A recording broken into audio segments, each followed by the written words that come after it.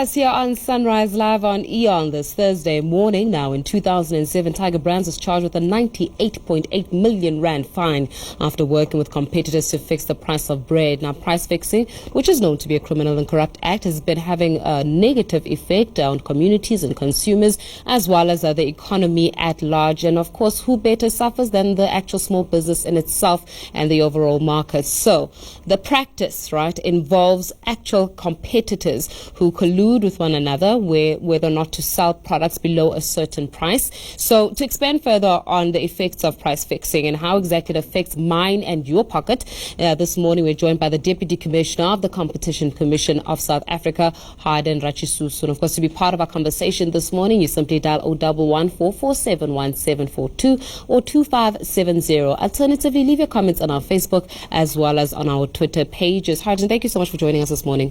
Thank you and good morning. Now, perhaps really to kick off our conversation, we perhaps need to understand exactly the role of the Competition Act in itself and exactly what does it do to help or prevent certain instances like price fixing.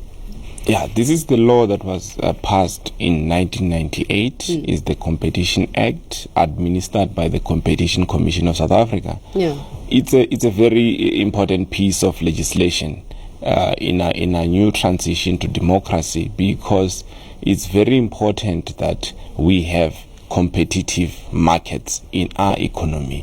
Why competitive markets? You need those markets to ensure that consumers get fair prices of any products or services that they buy. And of course, we're speaking about price fixing this morning. Perhaps really the question would be, have you identified those sectors of industry where price fixing is quite prominent? We're speaking about the case of Tiger Brands of 2007, but now we're in 2017, 10 years on. Surely you've identified certain sectors of industry which are not letting down. We are quite busy on this front as the Competition Commission. You'll recall, I think Tiger Brands, the bread cartel, was quite prominent then. Yeah. Since then, we have looked at many other cases.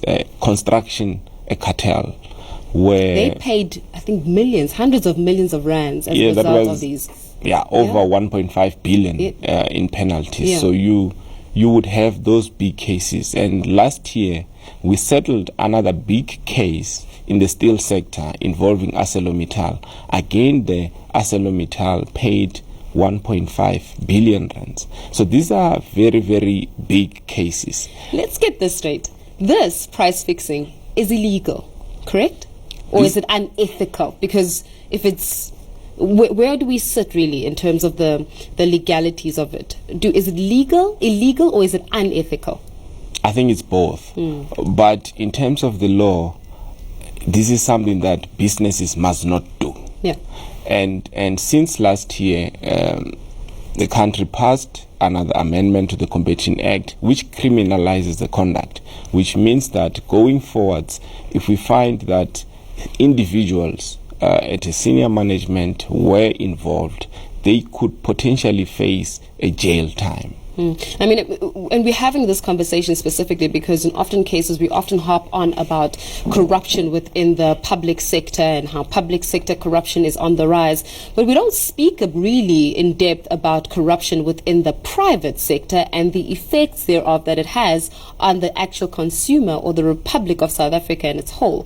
So when we're looking at those, do you think that just being able to find some of those companies that have been through price fixing, construction being one of them, do you go back now and say, guys, we're going to charge you now and arrest you?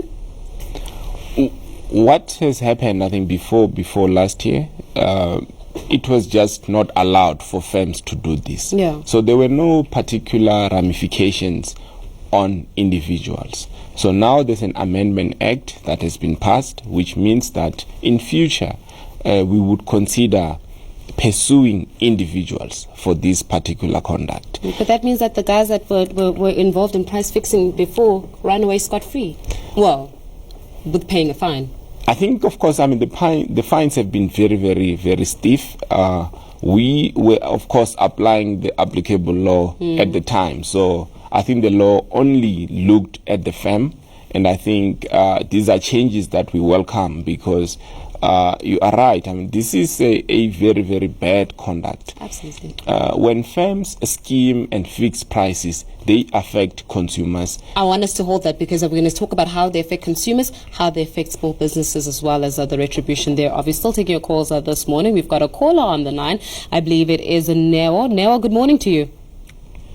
Hi, how are you? I'm very well, thanks. And you, Neo? I've got two questions. One is, you buy a cold drink. It's written 8 rand, but you find that the person who's selling is selling for maybe 12 rand. But it's got a second written 8 rand. And number two, I normally go to the spares to buy some spares. Let's say I buy a windscreen for 250, and I go to another space around in the location. You find that the person has tripled the price. Maybe he's selling that windscreen for maybe 600. So I just want to ask, what is happening? Can they help us there? Very good question there, Neo. Thank you so much for that. So the effects of price fixing on the consumer in itself. For example, Neo having to undergo different prices, same item. Yeah, I think the first question is asked. It's a different type of conduct. It's a conduct that's called resale price maintenance, and it's not allowed in terms of the law. But what's allowed is if a supplier, in this case, I suppose a soft drink supplier, is allowed to recommend a price as long as that price is known, it's written on the item. So there is really nothing wrong. This is to empower the consumer. Absolutely. So once the consumer sees that the recommended price is 8 rand and they are forced to pay 12 rand, I think consumers should shop around, because we also encourage consumers to shop around, because that's how competition happens. They should look at other alternatives. To his second question, again, if you find such a supplier, it becomes a big problem if that's the single supplier, meaning that supplier is dominant. So if this is the supplier that is doing that, there would be no alternative to turn to. But now he seems to have enough information about the product that he knows that this is obviously, for example, the price has been tripled, which means that he can shop around. We encourage consumers to be informed. We encourage consumers to shop around so that where firms want to exploit them, there is no gap for that. We're going to talk a little bit more about the shopping around as well, and perhaps see exactly what we can do as consumers to empower ourselves. But I'm going to bring in Mark into this conversation. We've got some comments coming in from Facebook just regarding the issue at hand. Mark, what are some of the questions that are coming out? Yeah, what we ask is, since price fixing is a criminal and corrupt act, do you think it's enough for companies found guilty of this act to simply face a fine? Some of the comments are as follows. Vuyo saying they should get more than a fine. Company must also, along with the fine, be put out of business for a specific period determined by those authorized to do so. Daniel saying these companies think they are above the law. They should be closed and managers should be arrested. South Africa has high unemployment, so I think the law must be hard on these companies.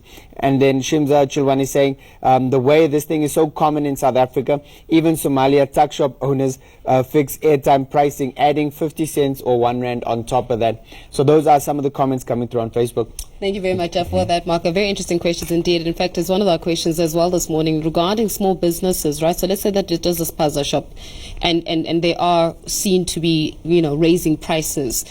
How then do you protect yourself as a consumer, and what laws govern those small or even informal businesses that might be wanting to raise the prices? Yeah, so of course, businesses, small, big, are free to trade in South Africa. So we are a free country. This is a democracy. Of course, there are also laws applicable. And I think today we're talking about price fixing. If a consumer suspects that businesses, however small or big, are fixing the price, meaning that they agree, what's important is for businesses to agree to fix that price. So if you have some information that points to that, such act would be deemed illegal, and that is something that should be reported to the Competition Commission.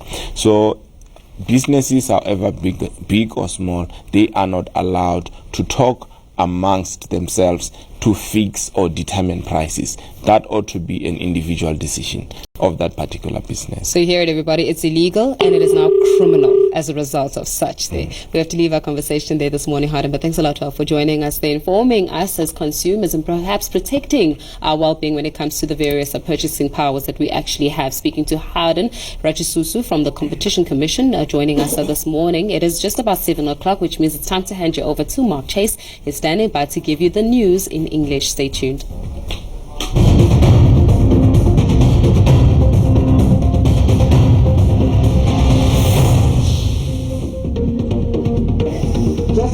South Africans are reeling following the shocking news of the deaths of 94 psychiatric patients.